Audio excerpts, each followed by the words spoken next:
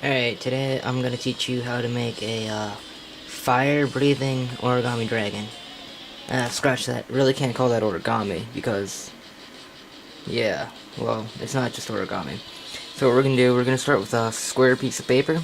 It's about a little over 1 foot long. I recommend not using anything smaller than this because it probably won't work as well. Alright, here we go.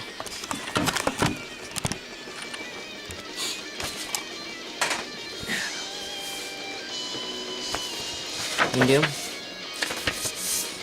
fold it in half diagonally. Alright, so you have a triangle. Unfold it. Fold in half diagonally the other way.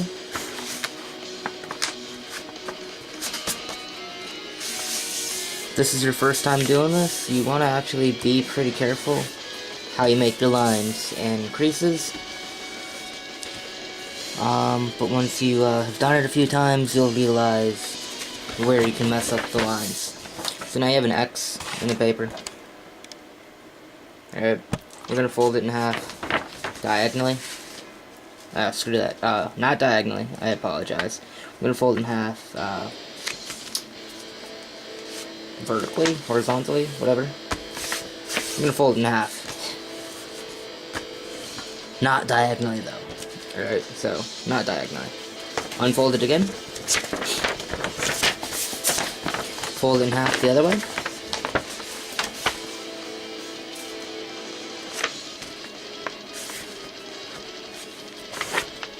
Make your creases. Alright. Unfold that. Which it'll have an X and a cross in the middle, alright? Fold it in half so the open flaps on the bottom. You're going to take it where it's creased, right here in the middle, alright? I'm going to fold it up over to here.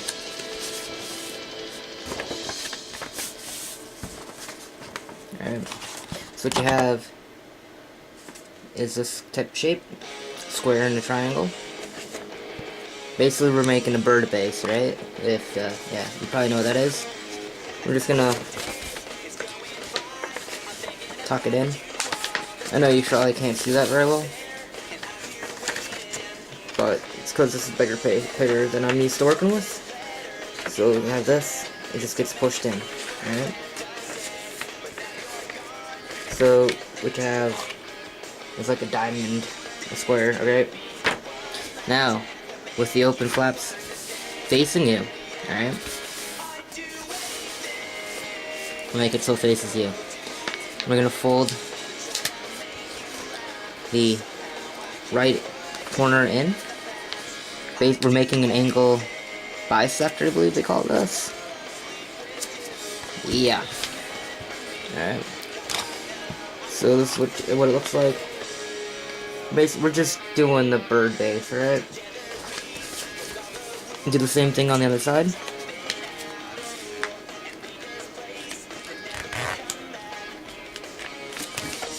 When you do it, alright, take a look at this.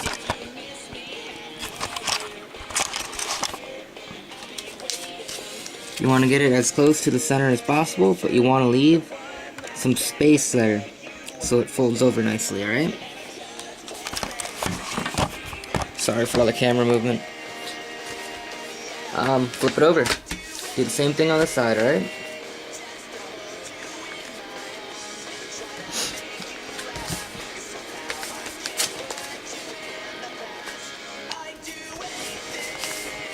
That's what you have. It's like a kite-like shape. Alright. What you want to do? Take the thicker edge and just fold it over. Just like that, alright? Make it crease. Unfold. We're gonna fold the very tip to the line we just created, alright? This goes like this.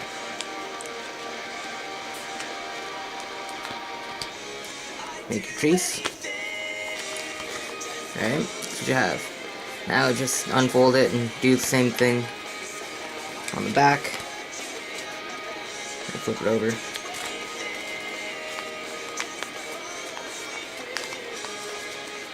You really don't have to do this step, I just like to do that because it makes it easier. Alright, so you had it like this. Basically, all I did was open it and close it. Just to fold along this line. Alright. Now, unfold it entirely. So what you have is the big square again. You should have a smaller square now where you've made it. Where you creased it over. What I like to do is put my one hand underneath and push up along the square. Alright? What you can do, just grab it. I like to crease it there. You can do that on every corner. Alright?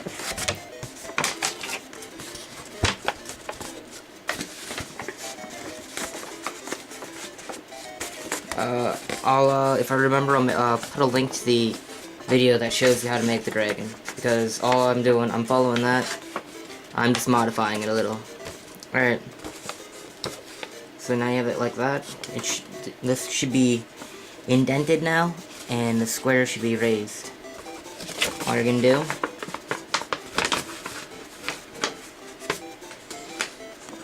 is take it.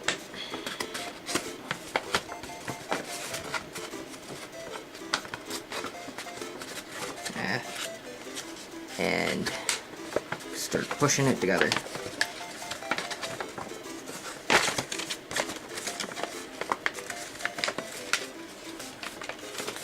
Alright. So that's what you should have on top.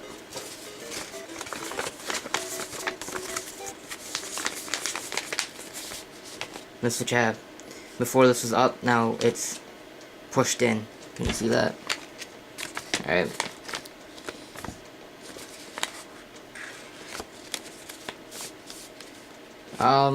Yeah, this is the end of part 1. Go to part 2.